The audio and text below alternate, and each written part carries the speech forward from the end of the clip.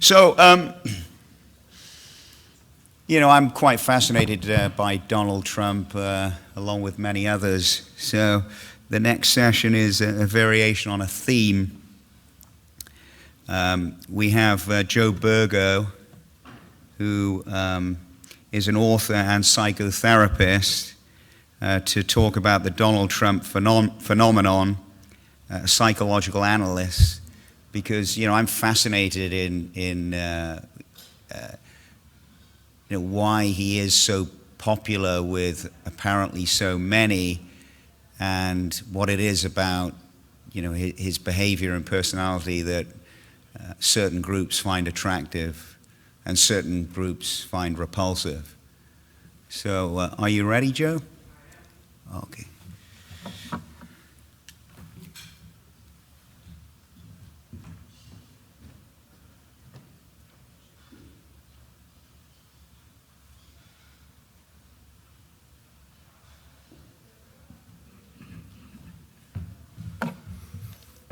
Hi. I'm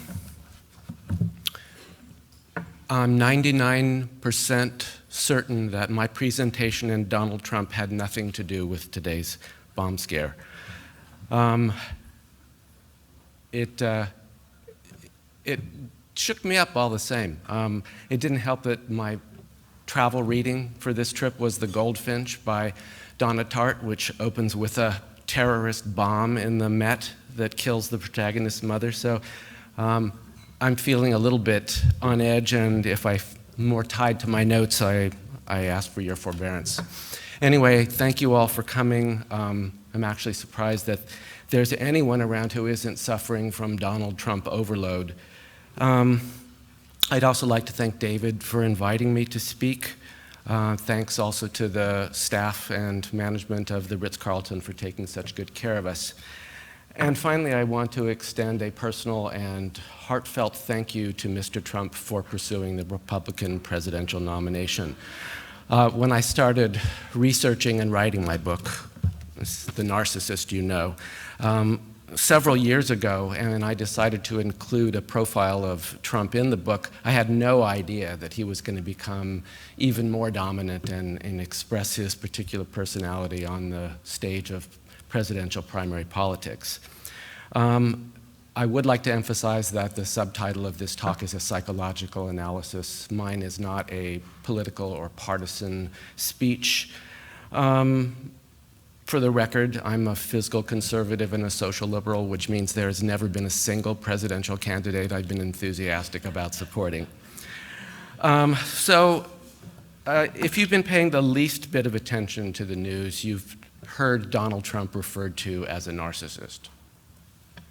So this is a screenshot from my search for the term Donald Trump narcissist. It returned 277,000 results, including recent articles in Vanity Fair, Huffington Post, Time Magazine, Psychology Today. Political pundits and commentators regularly refer to Trump as a narcissist. And the strange thing is that if I, a clinical psychologist and an authority on narcissism, if I call him a narcissist, people get really exercised about it. How dare I diagnose somebody I've never met before? So apparently it's okay for David Brooks and Frank Bruni and Paul Krugman to call him a narcissist, but if I do, it's arrogant and unprofessional. So I think the reason why people object is that they assume I'm using the word narcissist the way everybody else uses it. It's a put down. It's our favorite way of poking fun at people who put too many selfies on their Facebook news feed or who think a little bit too well of themselves. And because I'm a professional, if I use that word, they assume that it just carries more opprobrium. The word has also become so overused that it's virtually meaningless now. Everybody, it seems like, is a narcissist.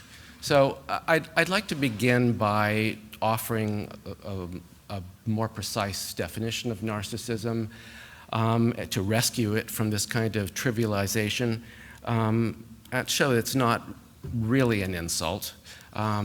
I'd then like to talk about Donald Trump, his particular brand of narcissism, and then conclude with some ideas about why he has been so phenomenally popular in this election cycle. So to begin with, narcissism is not a static condition. It occurs along a spectrum from healthy self-esteem at one end to antisocial personality disorder on the other. By now, I think everybody must have heard that term, narcissistic personality disorder, many, many times. The American Psychiatric Association has its code book called the Diagnostic and Statistical Manual, and it sets forth the characteristic features of this disorder. So to receive a diagnosis of narcissistic personality disorder, you've got to meet 5 of these 9 what are called diagnostic criteria. So I'll just run down them quickly. Believes that he or she is special and unique, requires excessive admiration, has a sense of entitlement, has a grandiose sense of self-importance, is interpersonally exploitative, lacks empathy, is envious of others or believes that they are envious of him, arrogant and haughty, preoccupied with fantasies of unlimited success, etc., etc. Now, the list of diagnostic criteria makes no mention of why the person might be that way or what happened in his past to make him turn out like that. Ever since psychoanalysis and talk therapy have fallen out of fashion, the psychiatric profession has reinvented itself on the strictly medical model. So a list of diagnostic criteria like this is meant to be as scientific and reliable in terms of diagnosis as, say, diagnosing someone as diabetic or having asthma. Unlike psychoanalysis, modern psychiatry does not posit any kind of unconscious mind filled with conflicts, motives, feelings. It's simple, demonstrate 5 out of 9 of these diagnostic criteria and you have narcissistic personality disorder. As it turns out, there are a lot of people who fall just short of that diagnostic threshold, but are really narcissistic all the same. I mean, maybe they have 4 out of the 5, or maybe their capacity to empathize is severely limited rather than entirely lacking. So I refer to these people as extreme narcissists, and they are the subject of my book. So the 2 most significant features which come from narcissistic personality disorder is they have a grandiose sense of self-importance and little or no ability to empathize with other people. Now, these 2 features are not entirely distinct and separate from one another. They're related. It's precisely because the extreme narcissist is constantly building up and defending this grandiose sense of self that they have no room left over for anybody else. Extreme narcissists also make use of other people in kind of ruthless ways to support their grandiose sense of self. On some level, other people aren't really viewed as separate and real with an interior emotional life of their own. They're often viewed as admiring supporters, or they're in the supporting cast. As I'll explain, if they pose a threat to this grandiose sense of self, they become the enemy. So an understanding of bullying helps shed light on how and why an extreme narcissist makes use of other people to support their sense of self. I wrote an article for The Atlantic a while back arguing that all bullies are in fact narcissists. And if you're wondering what bullying has to do with a discussion of Donald Trump, I'm going to share another screenshot, which is my search for the term Donald Trump bully. Now we get 729,000 returns, almost 3 times as many as Trump narcissist. You know, this goes across the political spectrum. Pundits agree that Donald Trump is a bully. He is sometimes referred to as a schoolyard bully, a person who behaves as if he were still in middle school. And I'm now going to take a short detour into the dynamics of bullying, but I promise you that it all relates to the psychological phenomenon that is Donald Trump. So in the 3rd chapter of my book, I discuss a real-life case of middle school bullying that ended in suicide. You might have read about it yourself. It was in the papers. It was on the news. On September 9th, 2013, a girl named Rebecca Sedgwick climbed to the top of an abandoned cement tower in Florida and threw herself off to kill herself. There she is. For months prior to her death, she had been subject to a cyberbullying attack. I mean, bullying's been around forever, but the social media explosion has given bullies so many more avenues to persecute people. So this one was spearheaded by one Guadalupe Shaw, a 14-year-old girl who mobilized a team of about 12 girls to assault Sedgwick using text messages, Facebook, and a variety of social media platforms.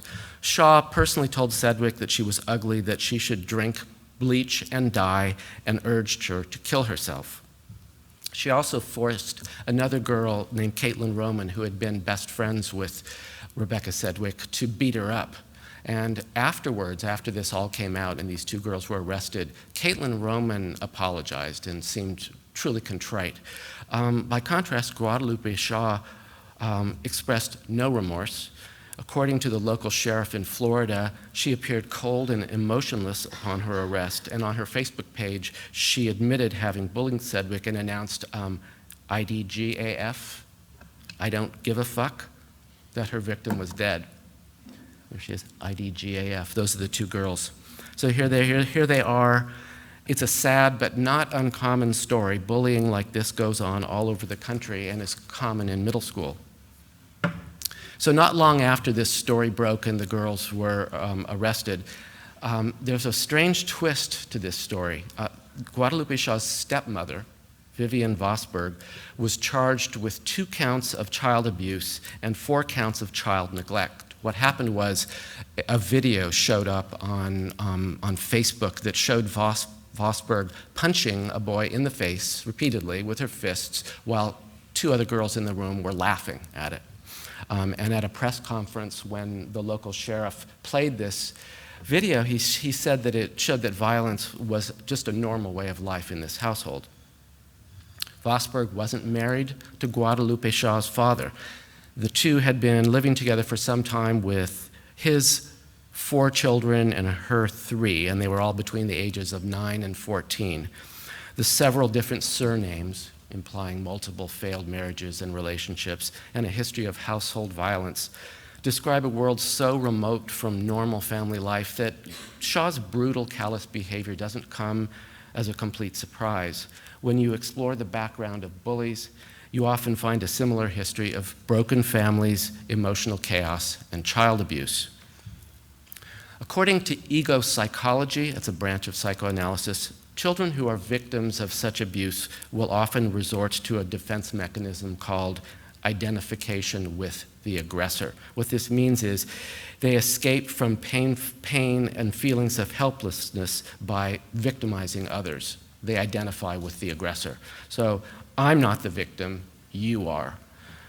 We could also say that they offload or project their painful feelings onto their victims. I'm not the one who feels scared, helpless, and in pain. You are. In a way, just as a comedian needs a straight man to make herself funny, the bullying narcissist needs a victim to humiliate as a way to prove herself a social winner. I don't mean to suggest that all extreme narcissists were abused as children, though many of them came from turbulent, dysfunctional families where physical and emotional violence were routine. Others, like Donald Trump, come from savagely perfectionistic families where vulnerability is viewed as weakness and imperfection treated with contempt.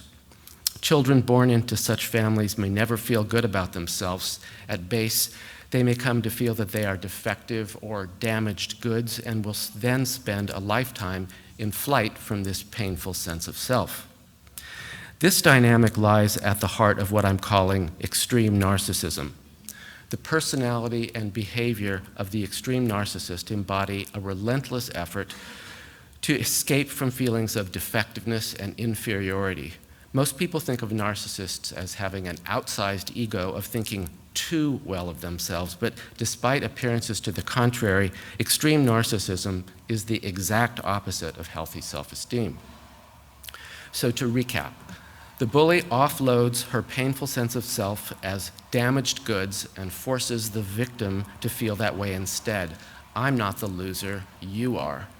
Projection, like all defensive mechanisms, occurs outside of awareness. That is, bullies don't consciously and intentionally plan to offload their painful feelings into other people, but you see it in the behavior. By persecuting other people and making them feel like losers, the bully gets rid of her own loser self and persuades herself and other people that she's actually a winner.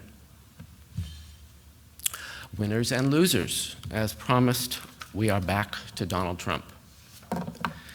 So you have probably, is that good for?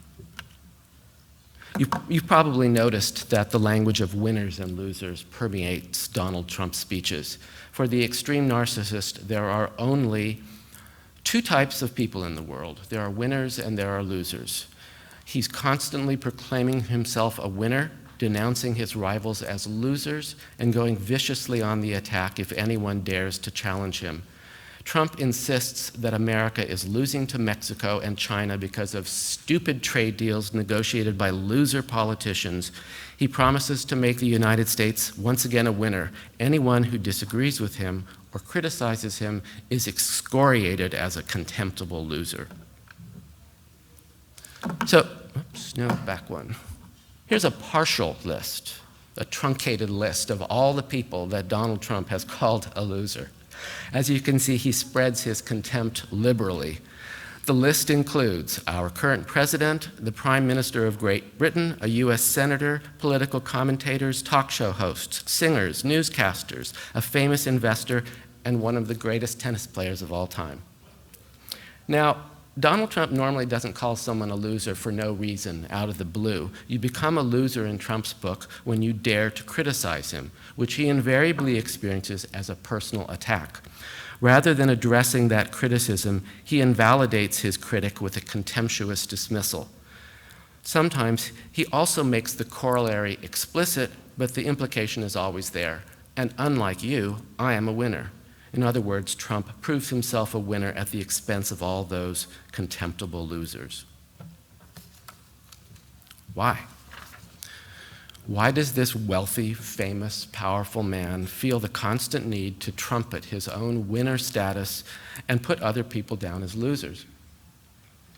Given Trump's bombastic personality and braggadocio, you might find it odd when I suggest that Trump, like all bullies, is in flight from a sense of inner defect and unworthiness, what I refer to in my book as core shame.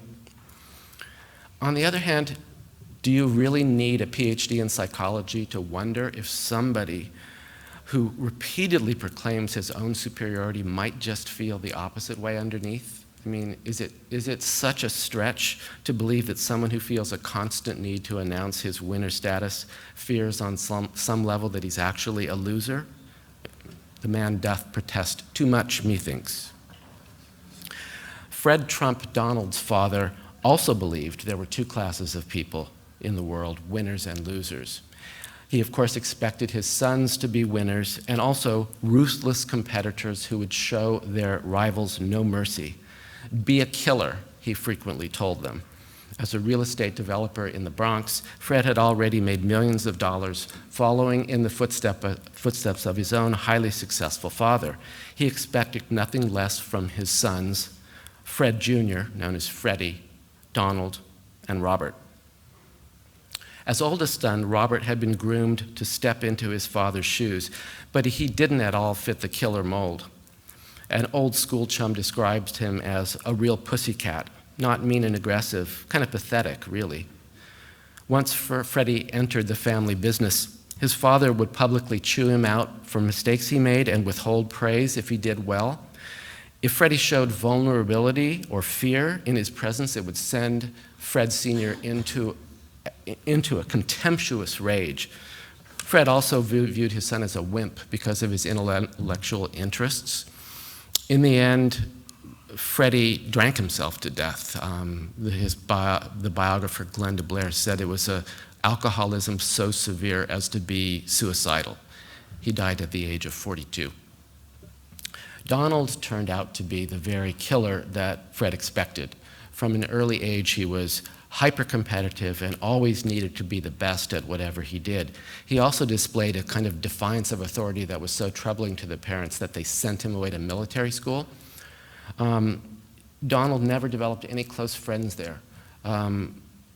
Ted Levin, who was his roommate at this military academy, said it was because he was too competitive, and with a friend you don't always compete. It was like he had this defensive wall around him, and he wouldn't let anyone get close.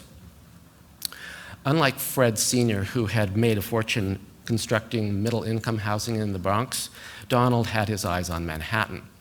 Unlike Fred, who eschewed publicity and quietly forged political alliances in the background, Donald wanted to be famous. And unlike Fred, who was shy and uncomfortable in person, Donald was brash and expansive. From the outset of his career, Trump was flagrantly grandiose with a tendency to exaggerate, so marked that he often discarded truth entirely for the impression he wanted to make. He would invariably describe his latest projects in superlative terms.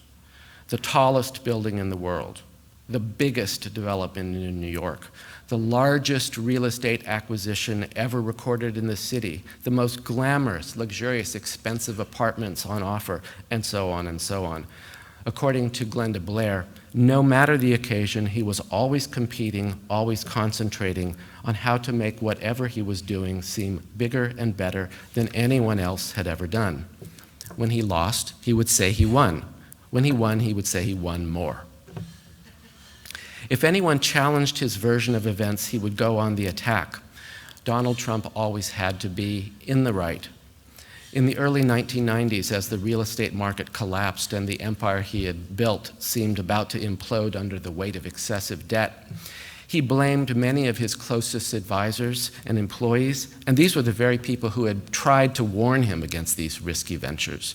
He wouldn't admit that he had failed to heed their advice, and he blamed them instead. He couldn't accept responsibility for the problems he had created. One by one, he fired them or pushed them out, and he refused to pay their bills also. Even back then, he exploited media access to heap scorn upon his enemies. That is, those people who disagreed with him or wouldn't do what he wanted. Early on, he was trying to build this mega project called Television City, and he tried to get major tax credits from the city of New York, and Mayor Ed Koch wouldn't grant them, and Trump then blasted him as a moron and called for his impeachment. There was another meeting where he was trying to get some particular tax benefits, and one of the local residents said that Trump was playing them all for small-town suckers, and he erupted in a rage. "That's all bullshit," he shouted. "That woman is a fat pig who doesn't know what she's talking about. It's a pack of lies." So Donald Trump, the politician, hasn't changed much. In this clip from the first Republican primary that was televised by Fox News, notice how he responds to Megyn Kelly's question regarding his history of disparaging remarks to women. Is there a way to play there's a little play button on the bottom there. Can you make that play? Mr. Trump, one of the things people love about you is you speak your mind and you don't use a politician's filter. However, that is not without its downsides, in particular when it comes to women. You've called women you don't like fat pigs, dogs, slobs, and disgusting animals. Your Twitter account... Only Rosie O'Donnell. No, it wasn't. Your Twitter account...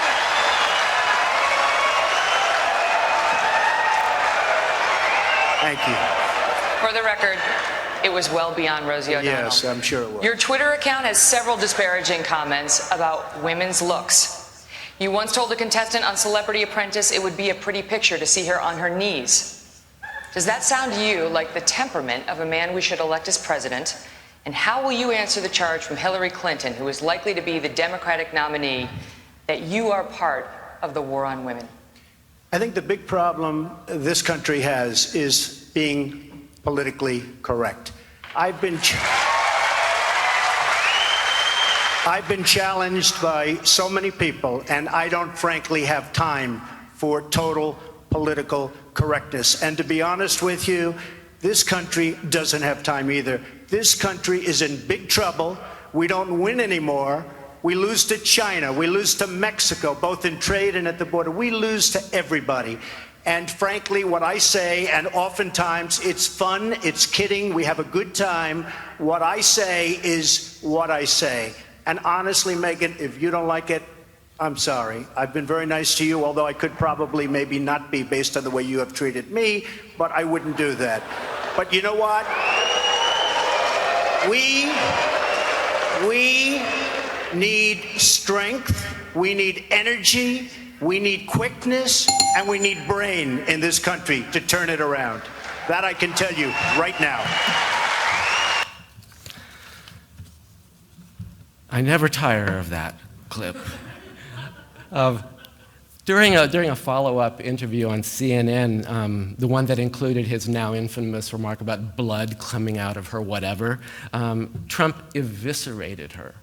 I don't have a lot of respect for Megyn Kelly, he said. She's a lightweight. She came out there reading her little script and trying to be tough and be sharp. And when you meet her, you realize she's not very tough and she's not very sharp. She's Zippo. Now, for Trump, saying that someone is Zippo obviously is the same thing as saying she's a loser. Later in the segment, he also referred to her as highly overrated, which is another one of his favorite put-downs for losers. In neither interview did he ever address Megyn Kelly's question whether his well-documented habit of disparaging women was presidential and whether it might hurt his chances in a general election against Hillary Clinton. Like all extreme narcissists, he experiences criticism as a personal assault, demanding immediate retaliation, ignore the message, and destroy the messenger. So, extreme narcissists employ a consistent set of weapons if they feel their winner self-image has been challenged: righteous indignation, blame, and contempt. You can see Trump employing all this arsenal during both interviews, as he often does when he's questioned about his bigoted and misogynistic remarks. He instantly waxed indignant about political correctness in America. His tone became increasingly self-righteous as he went on about how America is losing to China and Mexico. He blamed Megyn Kelly for asking him not nice questions, and then, like a bully, he threatened her. His follow-up interview with CNN was dripping with contempt. Now, it isn't only extreme narcissists who use these three defenses: righteous indignation, blame, and contempt. Most of us use them from time to time when we feel threatened. Now, I can remember relationship fights that I've had where I was criticized for something, and I immediately got very defensive. I became indignant that I was being criticized, even a little self-righteous about it. I often found a way of turning it around to find something that the other person had done wrong that I could blame her for. And I might even have become a little contemptuous as a way of invalidating the criticism. I'm just being frank. I invite all of you to think back on fights you might have had in your relationships, really heated moments when you might have done similar things.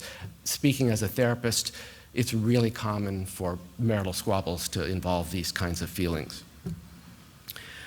So to state the obvious, the reason why we become defensive is because criticism threatens to make us feel bad about ourselves. That is, it might stir up some kind of shame or sense of humiliation. In his classic book, How to Win Friends and Influence People, Dale Carnegie long ago pointed out that criticism is largely useless as a way of motivating people because it wounds what he calls their precious pride and puts them on the defensive. So the difference between extreme narcissists and the rest of us is that you and I will usually back down from our defensiveness. We might cool down a little bit.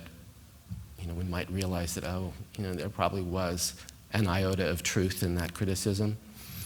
And if we have a strong enough sense of self to, accept that we're not perfect, we might even apologize. So extreme narcissists never back down. Blame, contempt, and righteous indignation are not temporary evasive measures they use to ward off a blow to their self-esteem. These defenses are permanently built into their personalities to ward off unconscious shame. And whenever core shame threatens to emerge into consciousness, that is, if you criticize them and wound their self-esteem, like Donald Trump, they will instantly retaliate in often vicious and brutal ways to reassert their winner status. But as I said, most of us make temporary use of these narcissistic defenses from time to time. To put it in Trumpian language, if somebody else makes us feel like a loser, intentionally or unintentionally, we might turn tables and try to reestablish our winner status. Now, the winner-loser dynamic has broader implications that apply to the social and political world at large. So to illustrate what I mean, say that you're an American today with very little education and very few marketable skills. Say you're low on the social status scale. You might be afraid of losing your job, slipping down further. Do you think you might be afraid on some level that you're like a loser, a social loser, and that other more successful people are comparative winners? I think this anxiety, this fear about social status and social standing, the fear of losing, of falling behind, I think it's widespread in this era of rapid technological innovation and the shift away from manufacturing to the skilled service sector. We all want to feel successful. We all want to feel like valued members of society. If we fail, if we worry that we're on the verge of failure, it can be a major challenge to our self-esteem. On some level, we might worry that we're social losers. So I think this has so much to do with Donald Trump's appeal. For the disaffected, anxious voter, Donald Trump models a way to cope with doubts about your self-worth.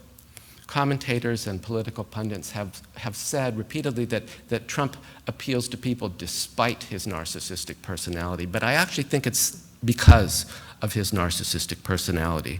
It's true, voters admire that he speaks his mind and he talks truth to power. You know, yes, Trump has tapped into a widespread anger with people who feel that the political elite is out of touch with the electorate. And yes, he does connect with voters who feel those international trade agreements have only benefited the 1%. But Trump also shows frightened, economically and socially insecure voters a way to cope with their insecurities, transform that sense of helplessness into righteous indignation, and then vent it in the Twitter sphere. Blame our stupid politicians for the current mess and cling to simplistic answers that vanquish doubt and complexity, like build a wall and make Mexico pay for it, or ban all Muslims from America. And if someone challenges your positions, immediately attack them with mockery and contempt. So the rise of Donald Trump marks the fusion of populism and narcissism. In times of enormous demographic shift and economic uncertainty, populism exerts a strong appeal for the anxious voter. Populist messages rely on simplistic answers to complex problems and promote an us versus them warfare mentality, appealing directly to those voters who are the ones least able to cope with thorny issues that don't have any easy answers. A candidate like Trump, brimming with apparent self-confidence, who says he knows exactly how to fix our problems, appeals to voters who want an authoritarian figure in charge and who are most inclined to obey him. Okay, so the features that define typical Trump supporters have been widely reported. There's been a lot of coverage about this recently. First of all, they're less educated than the average Republican. And if you look at the country, those areas where Trump has scored the most decisive victories had a relatively low number of people who never finished high school, period. They didn't even finish. They are poorer than the average Republican. The overwhelming majority of them make less than $50,000 a year and have not benefited from the stock market. And on average, they are older than the typical Republican, only 2%. Younger than 30, about 1/3 of them are over 65, feeling insecure in their retirement. They're more pessimistic about the future than the typical Republican, as well as the general population. And finally, they are authoritarian. Authoritarians are people who obey the rule of law and want it enforced. They are drawn to and vigorously follow strong leaders. They are swayed by populist messages. And they are hostile to outsiders, especially when they feel physically or emotionally threatened by them. It turns out that authoritarianism is the single most reliable indicator of whether a person will or will not support Donald Trump. In short, those voters who are most likely to support Trump have less education and are therefore disadvantaged in an economy continuing to shift away from manufacturing into technology and the skilled service sector. They crave a strong leader and rigorous rule of law to make them feel safe. Although the Trump phenomenon seems entirely new, he is actually a part of a long line of populist leaders who came to power during times of economic uncertainty and social unrest. Hitler and Mussolini come easily to mind. Here in our own country, we have a long history of populist leaders who have gained power by tapping into anxieties about social change and economic uncertainty. George Wallace, for example, rose to influence at the height of the civil rights movement when there was powerful social flux. In his own way, Bernie Sanders is also a populist, giving voice to some of the same dissatisfaction that the Trump voters feel. Since the beginning of Trump's rise, pundits on both sides of the aisle have repeatedly and erroneously predicted his imminent demise. Even recently, after his sweep of the 5 Eastern primaries on April 26th, commentators are now predicting a landslide victory for Hillary Clinton in the fall. But look a little closer at the results of those 5 primaries, and the likelihood of his defeat feels less certain. For the first time in the primary season, he won landslide victories with majorities rather than pluralities. Trump's appeal seems to be expanding. So as Bernie Sanders has shown us, during times of financial insecurity and social flux, populist leaders of all political stripes exert a strong appeal to voters across the spectrum, and not just to undereducated and unskilled workers finding it hard to land or keep a job. In the face of stagnant wages and widespread reports about the rising wealth of the 1%, more and more people feel that they are falling behind, dropping from the middle class into the lower ranks of social losers. Trump's indignant rage, blame, and contempt for his adversaries show those voters a way to shore themselves up. You can see the results in the shockingly nasty tone of political discourse in the social media universe. It's just unbelievable what people will say. Our era has rightly been referred to as the golden age of narcissism, one in which everybody strives to come across as a winner, with photoshopped selfies posted to their Facebook news feeds and triumphant tweets announcing their latest accomplishment, Instagram photos from the amazing concert or party they went to. Hardly anyone posts about their disappointments or failures. Everyone wants to come across as a winner. On some unconscious level, everyone is afraid to seem like a loser. For those people most anxious about their potential loser status, Donald Trump models a way to overcome their securities. And the most reassuring part is that you don't actually have to achieve anything concrete to do it. All you need to do is tear somebody else down and put them beneath you. Treat your political leaders, opponents, and figures of authority with contempt. Blame the president and members of Congress for everything wrong in your world. Mount indignant protests, either in the real world or within the social media universe, and demand change. Your demands don't need to be specific or even realistic. We don't know yet how far Trump's particular appeal will carry him, but I'm sure you'll all be tuning into the Indiana primary results tonight. I know I'm anxiously awaiting the results. Regardless of the outcome, he continues to demonstrate the populist appeal of extreme narcissism as a method of coping with doubts about one's personal value and social status and warding off dread and insecurity in such troubled times. Thank you.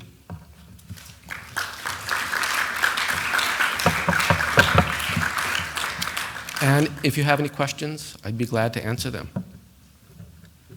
Sure. Hold on a second.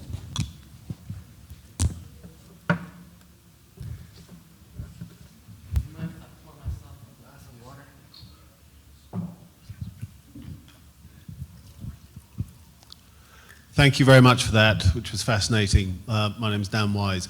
I've got two short but related questions. Can a person who suffers from this narcissistic personality, is he capable of backing down, or would he jeopardize himself to maintain a front? And then secondly, how would you see somebody with this personality trait interacting with someone like Mr. Putin, who I don't know well at all, but seems to have his own personality traits which might interact not so successfully with those of Mr. Trump? You know, basically, the evidence so far is that someone like Trump is incapable of backing down. He doesn't seem to ever back down. He doesn't apologize. He doesn't seem to be at all introspective or self-reflective. He doesn't seem to learn from experience. I mean, these are qualities that make him unfit to be the leader of the Western world, in my view. It's not political, it's just, how do you interact with someone like Vladimir Putin? I wrote an article for The Atlantic about Vladimir Putin called The Narcissist in Chief, and he suffers from similar problems. So it's really frightening. It's frightening to think of those two people coming into conflict with one another, neither of whom is able to back down, each of one who is constantly trying to prove that he has the bigger one. You know, it's terrifying. Thank you very much. Sure.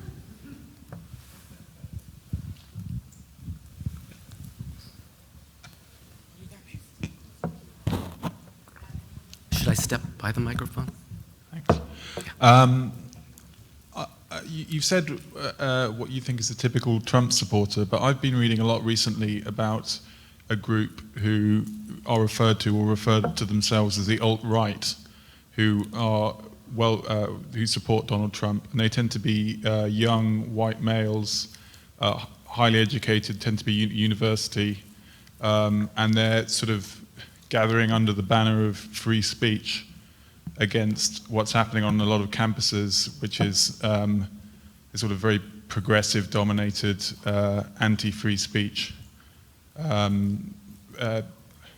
So I was wondering if you could talk at all about that, if you knew about this new type of supporter, because I think, although I do recognise the sort of person you're suggesting there, but there are these young, wealthy Trump supporters who are getting a lot more media coverage.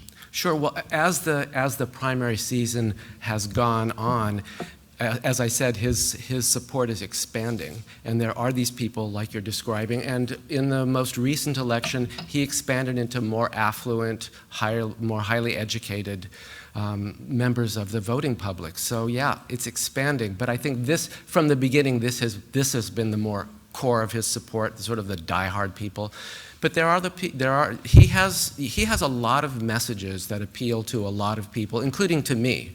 The particular message that appeals to this group of voters about political correctness on campus and the way it's stifling free speech, I find very appealing, and I find that phenomenon kind of outrageous. So, you know, he has something for everyone in a way.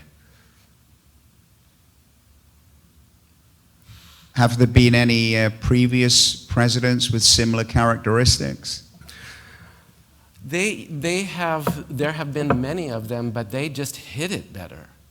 I mean, let's face it. To presume that you have what it takes to be the leader of the Western world requires a certain degree of narcissism. But somehow in the past, people knew that they had to obey certain social norms and engage in civilized behavior. That's just all come to an end. That no longer seems to apply. The gloves are off. You know, Richard Nixon was a particular type of narcissist. You know, Lyndon Johnson was too. I just think it's kind of part of the job description in a way. It's just Trump seems particularly brutal, in public in a way that nobody else before has seen. At least not in my lifetime. I gather if you go further back, politics in America in the 1800s were pretty brutal, pretty violent. It's new to me.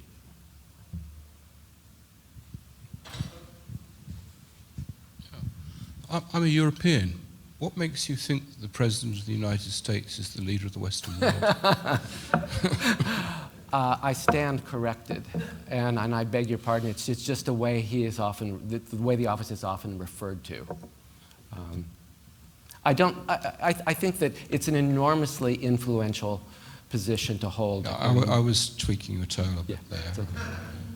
I mean, looking at Europe, the continental view of Americans is much less rosy than the English view, much further against the foreign policy and so on and so forth.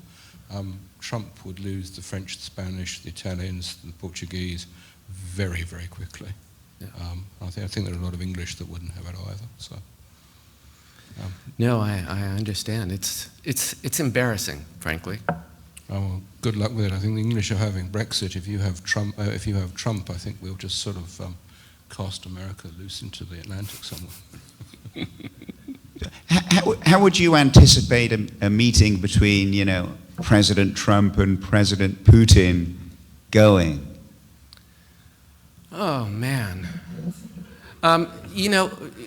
In the event that Donald Trump is actually elected to the office, based especially on this last foreign policy speech he made, I fervently hope that he is going to educate himself about real foreign policy issues, and that he's not going to go in as ignorant as he has seemed during the earlier primary season. I mean, I hope he's going to have advisors that he'll trust, but it's unimaginable to me that he would not have a cabinet made up of people who know more than he did, and that he would not listen. But hey, it could happen. If it just was one-on-one, those two, it would break up pretty quickly, I'm sure. One of them would storm out. Just can't imagine the two of them talking to one another. Could you imagine somebody so, let's say, detached from reality doing something very extreme because they were offended? Yes, I can. I was part of a roundtable on Politico in which they asked a number of people what would happen if Trump were faced with a foreign crisis, that might be war, some sort of existential threat. And it's really frightening because he shoots from the hip. He takes everything personally. If there was some threat to the United States, he would react in the way he typically does. And this is a man who would have his finger on the nuclear arsenal trigger. It's really scary to me. I hope I'm not being alarmist. I think most people are frightened. Yes? If you were perhaps advising Hillary Clinton or somebody within the Republican Party or anybody who wanted to undermine Trump's power base, what legitimate buttons and what legitimate appeals could be made to people who are poor, uneducated, older, pro-authoritarian, and so on and so forth? And how could it be pointed out that Trump's dangerous and counterproductive? I don't think there is any way to dissuade the typical Trump supporter from voting for him. I think they're so entrenched, it's not a thought-out position, and it's immune to reason or evidence. I mean, there have been so many occasions throughout this election cycle in which people could see, this personality at work and be seriously worried, and it doesn't seem to have made any difference. My advice to Hillary Clinton would be, don't play on his turf. Don't engage in that game because you're going to lose. Just, she knows more than anybody. She's highly experienced, she's articulate. She just needs to present herself as she is, try to warm up a little, show what she knows, and let him sink himself with the general populace. Because my fervent hope is there are a lot of people out there who are scared, and however they feel about Hillary Clinton, they're going to come out and vote for her because they don't want him in the office. Does he have any traits of being a sociopath? The line between antisocial personality disorder and narcissistic personality disorder is kind of a fuzzy one to me. I don't think he's a sociopath, but he does have an awful lot of the two diagnoses have a lot of features in common. I mean, there's a huge overlap. Actually, in all of the personality disorders, there's a huge overlap. But you know, I think he sincerely loves his children. He seems to care about them.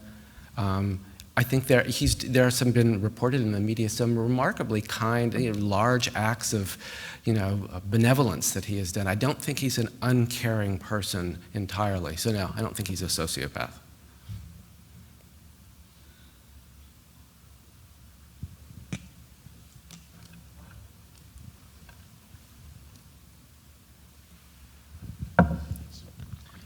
Two questions. Firstly, is it possible that Trump might build a relationship with Putin which is the complete opposite of what we might expect? In other words, they might find a unique fondness for each other based on ludicrous levels of bravado.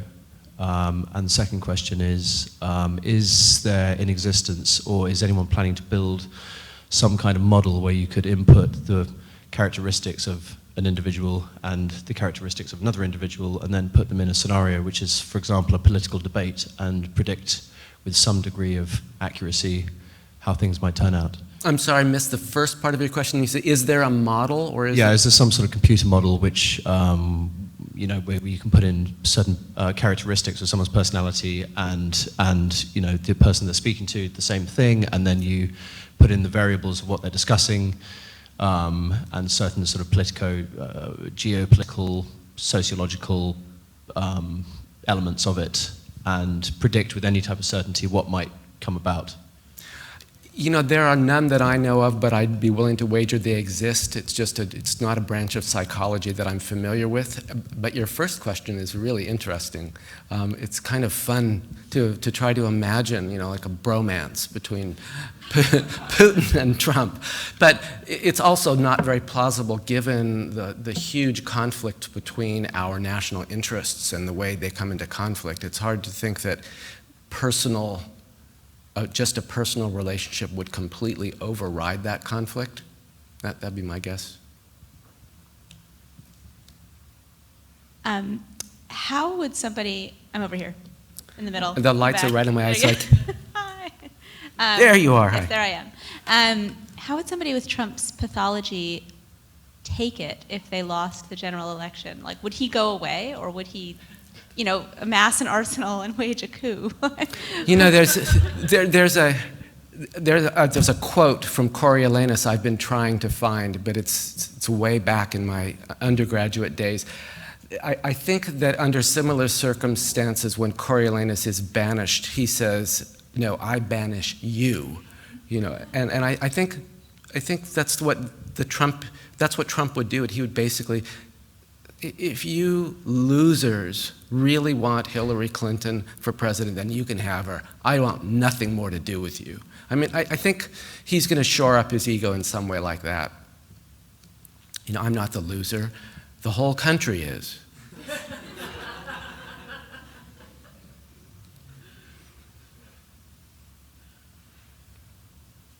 Any more questions?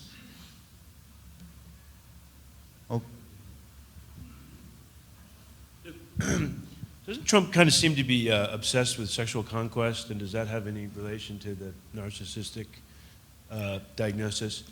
And where does Bill Clinton fit in with that, since he seems to also have obsession with sexual conquest? I forgot to mention Bill, sorry.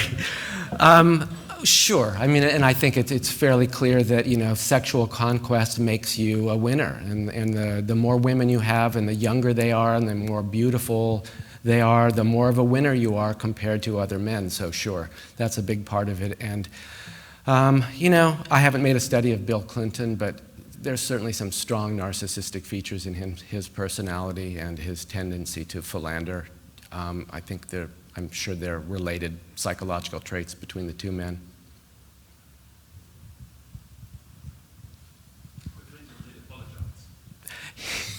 He did. He did. Good point. Perhaps turning this around, we've elected a few leaders like Kennedy, who had a reported history of drug abuse, Churchill, who had psychological problems and drug abuse. What's wrong with us that we actually elect people with some of these problems, or potentially elect people? What's wrong with the masses? If you can give me your opinion on that. I actually discussed that in one of the chapters in my book. We are drawn to charismatic, self-confident leaders who promise to solve our problem. It's in our nature, and if you think about it, it has survival value. If we find a strong leader and we unite behind him, it's good for the tribe. So I think we're programmed. We're highly susceptible. It's not that there's something wrong. It's just evolution has built in this tendency into our nature, and it's not doing us a service at this point. I also think that most people don't like to think. I'm sorry to say that, but most people find complicated questions that require serious consideration and that involve areas of grayness and ambiguity and no simple answers. People don't like that. People turn off, and they are drawn to people who paint a much clearer picture in black and white and promise to simplify things. Even though election cycle after election cycle, we hear the same things and nothing ever changes. I mean, we still fall for the same bait, and that's really, I don't know. Sometimes I sound really extreme when I say this, but sometimes I think there ought to be like an examination that you have to pass to prove you can think before you're allowed to vote. My oldest son said that, who graduated from the University of Chicago, said that everybody who votes should have to take a course in economics. But people really don't like to think about those things. They just don't. Okay. Oh, one more? One more, and then I think my mouth is entirely dried out. Thank you very much. I've read that Trump is considered to be very good at doing deals in his commercial life. Are they deals where both sides come out okay, or are they deals which he does very well at and the other side does very badly, or both? Does it just depend? See, that's an area that I'm not really qualified to speak with. I'm not a business expert. I don't know about those deals. I know that he entered into an awful lot of deals that lost a lot of people millions and millions of dollars, and he came close to bankruptcy during the 90s. I don't know. I don't know if the other side also benefited. My impression from what I've read is that a lot of people gave him a lot of money and lost it. I think one of the reasons people think he's good at deals is he just goes around saying, I'm good at deals. And he says it with such great confidence that many people believe him. You repeat something often enough, it requires the ring of truth, huh? Thank you all. Thank you very much.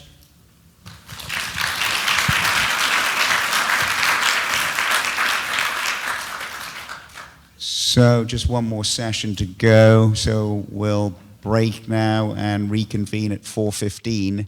The final session is going to be live streamed over the internet for free. You should have received emails, I think, over the last hour. So if you have any friends you want to forward that email to, feel free to do so.